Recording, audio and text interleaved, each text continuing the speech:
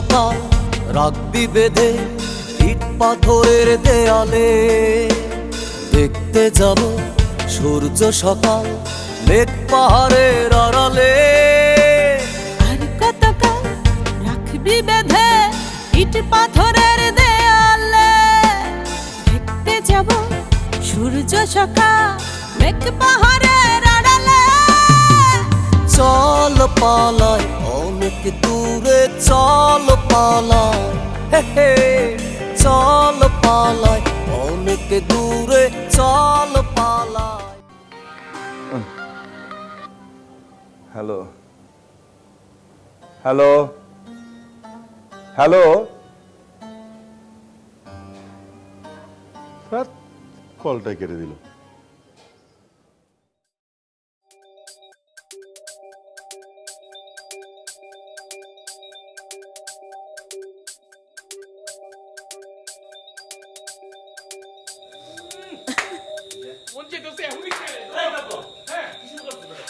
এত জোস পুরো ওর মতো ঝাঝালো মনে হচ্ছে উনি খেয়ে না।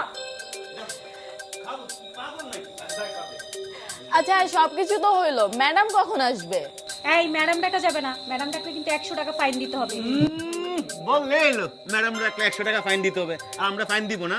আমরা ফাইন দেওয়ার মানুষ না না, তোমাদের জন্য ফাইন না, ফাইন তো অন্য কারোর জন্য। আরে ম্যাডাম আপনি বললে কি আমরা ফাইন দিতাম নাকি? আমরা কি ফাইন দেওয়ার মানুষ নাকি? আচ্ছা ঠিক আছে, তোমরা যদি অনুমতি দাও তাহলে ছোট্ট একটা স্পিচ দিয়ে আজকের অনুষ্ঠানটা শুরু করতে পারি। আরে কি বলেন, আজকে কি প্রোগ্রাম নাকি? আমার কেমন মনে হচ্ছে মানে খাবারের গন্ধতে মনে হচ্ছে কোনো বড় সড়ো প্রোগ্রাম আছে। না না, অনুষ্ঠান তেমন না, উপলক্ষ তো একটা আছে। আমিও হয়তো গেস করতে পেরেছি, আজকে আপনার ম্যারেজ অ্যানিভার্সারি, তাই না? অনেক দিন ধরে তোমরা সবাই বাসার বাইরে আছো তো, তাই হয়তো ভুলে গিয়েছো আজকে বাবা দিবস।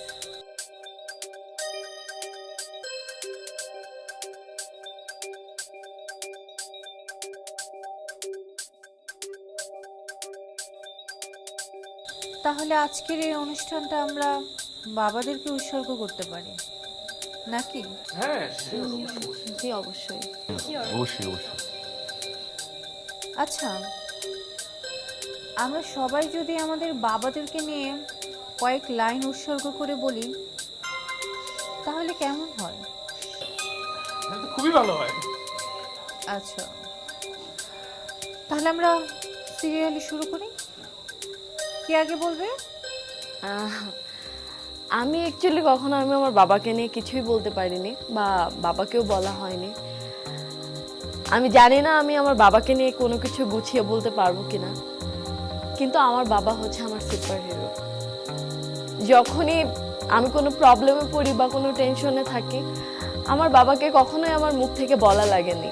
আমার বাবা এমনিই আমার মুখ দেখে বুঝে ফেলেছে, আর আমি আমার বাবাকে অনেক অনেক বেশি ভালোবাসি। আমার বাবা আমার জন্য সবকিছু করতে পারে, আমার কাছে মনে হয়। আমি সরি, আমি আর আমার বাবাকে নিয়ে এর চেয়ে বেশি কিছু বলতে পারবো না, কারণ আমি অনেক ইমোশনাল হয়ে যাব।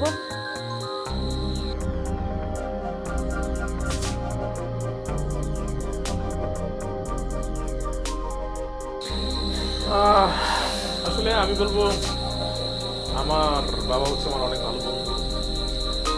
We are very close and আসলে বলে তো শেষ করা যাবে না বাবাদের অনেক অবদান। বাবারা হচ্ছে একটা পটবৃক্ষ, মানে যার এই ছায়া নাই তারাই শুধু বুঝতে পারে। আমার মনে হয় আমরা ঠিকভাবে এখনো ব্যাপারটা ফিল করতে পারছি না। তো আমি বলবো পৃথিবীর সকল বাবারা ভালো থাকুক।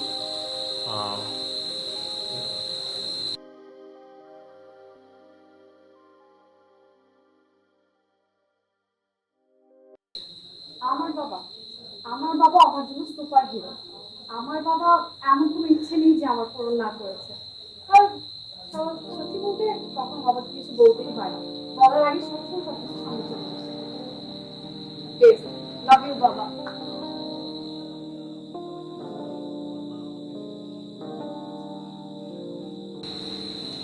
আমার কাছে বাবা হচ্ছে 2 লাইন বা 5 লাইন 10 লাইনে বলার মতো বাবার কিছু নাই। বাবাকে বললে, বাবার কথা বলতে গেলে সারা জীবন শেষ হবে না। তাই আজকে আর বাবাকে নিয়ে কথা বলে আমাদের অনুষ্ঠানটাকে করতে আছে, আমরা আল্লাহ জানে আছি। সো বেস্ট অফ বাবা, বাবা ভালো থাকবে, সবার বাবাই ভালো থাকবে। বাবা মা না থাকলে মনে হয় ঘরটা ফাঁকা, আর বাবা না থাকলে মনে হয় দুনিয়াটাই ফাঁকা। Thank you. আমার কাছে আমার বাবা সব থেকে বেস্ট, কারণ আমি যখন যা চেয়েছি আমার বাবা সব কিছু এনে দিয়েছে। এবং আমার কিন্তু সবসময় চাইতেও হয় না, আমার বাবা কিভাবে যেন বুঝে যায় যে আমি কি চাই। তো আমার কাছে মনে হয় যে আমার বাবার থেকে বেস্ট কেউ নাই। আমি আমার বাবাকে অনেক অনেক অনেক বেশি ভালোবাসি। বাহ, খুব সুন্দর হয়েছে। পুরস্কার দেওয়ার ব্যবস্থা থাকে, আমি তোমাদের সবাইকেই ফার্স্ট করতাম। এনিওয়েজ, ডিনার রেডি হয়ে গিয়েছে, আমি কি সার্ভ করতে বলবো? না না ম্যাডাম, আপনাকে আপনার বাবার সম্পর্কে কিছু বলতে হবে। আমি যদি আমার বাবার সম্পর্কে বলি তাহলে তোমাদের ভালো লাগবে। ভালো না লাগলেও আমরা আপনার কথা শুনতে চাই, প্লিজ কিছু বলুন। আমার বাবা হলো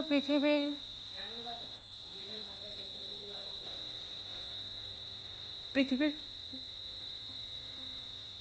সবথেকে খারাপ বাবা। আমি যদি কখনো সুযোগ পাই আমার বাবাকে ফোন করি। কই, তোমরা তো আমাকে কোনো প্রশ্ন করলে না, আমি কেন আমার বাবাকে ফোন করবো? জানি তোমরা আমাকে কোনো প্রশ্ন করবে না। তোমরা জানো আমি কেন আমার বাবাকে খুন করতে চাই? তার প্রথম কারণ হলো আমার জন্মের আগেই উনি আমাকে মেরে ফেলতে চেয়েছিলেন।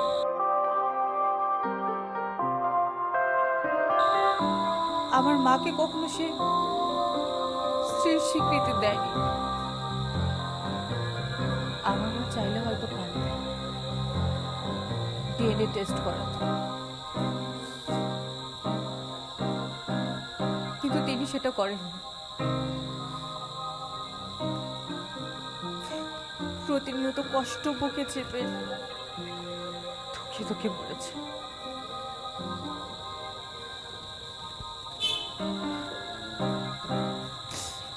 আমি সেই দিনগুলো কথা বলতে পারিনি। বাবা থেকেও আমি এতিম ছিলাম, আর আমার মা স্বামী থেকেও বিধবা।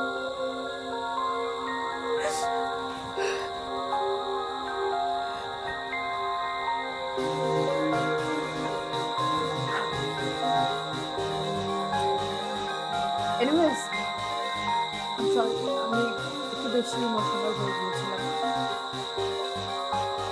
এটা আমার ক্যারেক্টারের সঙ্গে যায় না।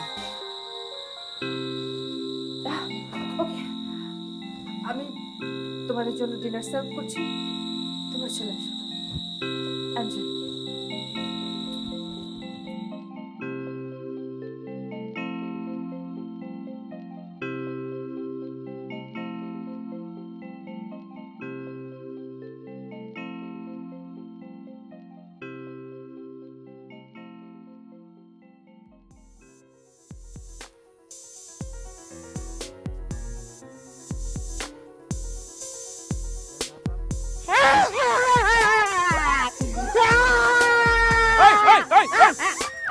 কিসে কিসে কিসে কিসে কি কই কই কই কই ভূত, কই ভূত?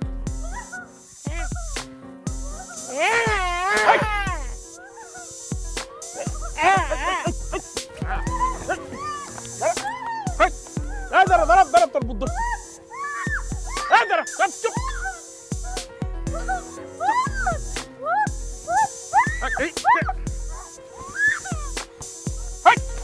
তুই তোরা তোমার সাহস, তুই সবগুলো মানুষ হয়রানি করতেছিস, রিসোর্টের মানুষকে করতেছিস, এলাকার মানুষকে, আম করে পর্যন্ত। আসলে ওই ভূত হাসছি বুঝলেন, মনে কিছু করিন না। ওই রিসোর্টটা ভালো, থাকিয়ে খাইয়ে সব দিকে আরাম আছে, কিন্তু ওই একটা পাগলা আছে না, সারাদিন খালি মোরে লড়াই আর পিটাই, লড়াই আর পিটাই। ওর জ্বালায় মই একসের অতিষ্ঠ। কারণ আপনি তো যাইবেন না, মই যদি করি রিসুটটা সারিয়ে যাইবেন, মই একটু ভালো থাকি। এলাকা তুই গলি করবি, হ্যাঁ? মারিলাম তোর সামনে। আরে কাব্য কাব্য ছাড়, এই রিসোর্টটা আমারও পছন্দ না, ছেড়ে দে। চল তো, চল চল। ফাজিল একটা।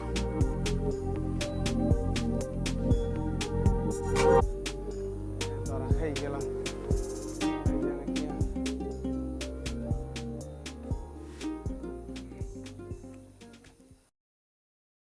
ছিললে পাতা মারলে গাছ, আজকে তো সর্বনাশ।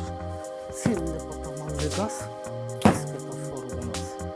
ছিললে পাতা মারলে গাছ, আজকে তো সর্বনাশ। আমি তোমাকে নিষেধ করেছি না রিসর্টের গেস্টদেরকে ডিস্টার্ব না করতে? তুমি কেন তাদেরকে ডিস্টার্ব করছো? ফিউচারে তুমি এরকম করবা?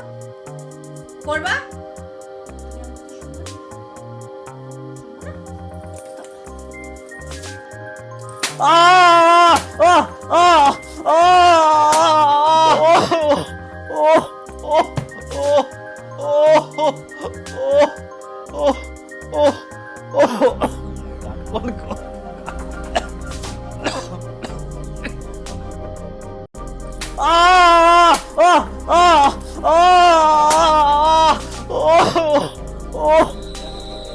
এই যে মামা শুনলেন, এই আওয়াজটা কিসের? ম্যাডাম থাকে মারতেছে। ঠিক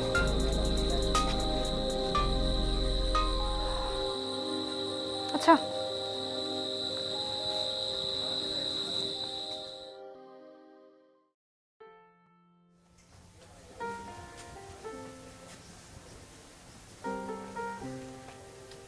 ম্যানেজার সাহেব, আপনার আসতে এত দেরি হলো কেন? আপনি জানেন না আমার কল দেওয়ার সঙ্গে সঙ্গে আপনাকে এখানে আসতে হয়? আমি লেট করা একদমই পছন্দ করি। সব কিছু সামলাতে সামলাতে দেরি হয়ে গেছে আপা। তখন কোয়েন কিতা দরকার, কিতা এত জরুরি তলব? আচ্ছা ম্যানেজার সাহেব, আপনি তো রেগুলার বাজার করেন তাই না? জি ম্যাডাম, সরি আপা, জি করি।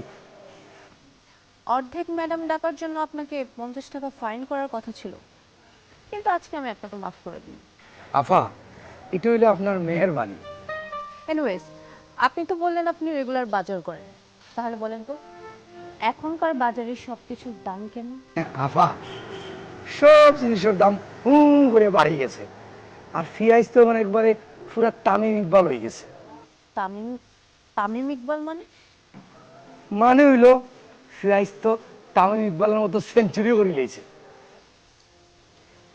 ম্যানেজার সাহেব, আপনি তো জানেন আমাদের এই দেশে 3টা জিনিস খুব সস্তা।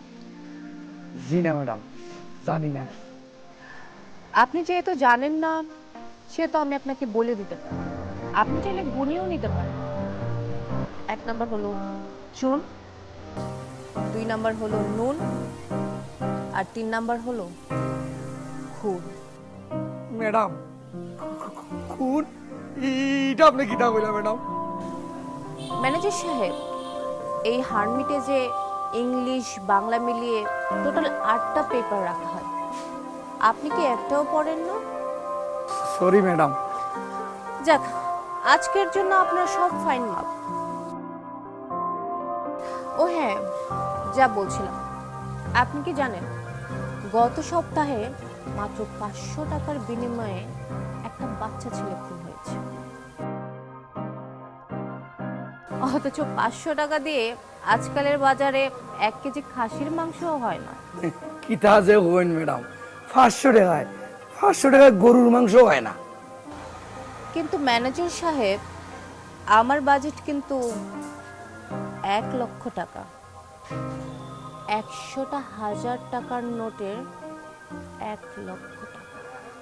এখন আপনি ভাবেন টাকাটা আপনি নেবেন নাকি আমি অন্য কাউকে দিয়ে দেব? Sorry madam. আপা, আমার জীবনে আমি মুরগিও জব করছি না, মানুষ কোন করবো কিলাম? আরে বাবা, এখানে ভয়ের কিছু নেই তো, কুল। আপনি চাইলে কাজটা অন্য কাউকে দিয়েও করাতে পারেন।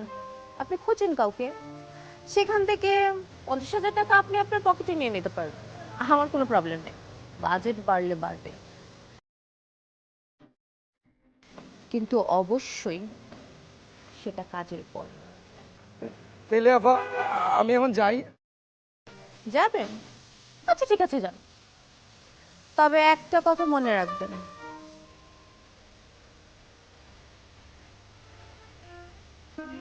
এখান থেকে চলে যাওয়া কিংবা চাকরি ছাড়ার কথা ভুলেও মাথায় আনবেন না। কারণ আপনি এখানে থাকলেও খুন হবে, না থাকলেও খুন হবে। আপনি চলে গেলে তো আমার জন্যই ভালো, উল্টো আমি মানুষের কাছে বলতে পারবো কোনটা আমার ম্যানেজার করেছে।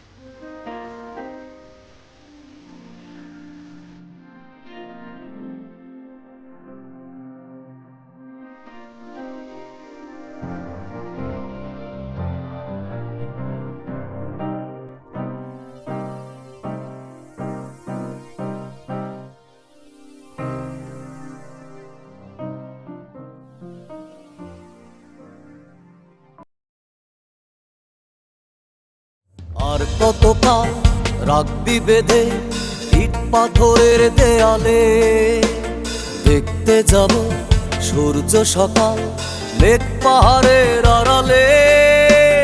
আর কতকাল রাখবি বেঁধে ইট পাথরের দেয়ালে, দেখতে যাব সূর্য সকাল মেঘ পাহাড়ের আড়ালে। চল পালাই অনেক দূরে, চল পালাই, হে হে, চল পালাই অনেক দূরে, চল পালাই, হা হা।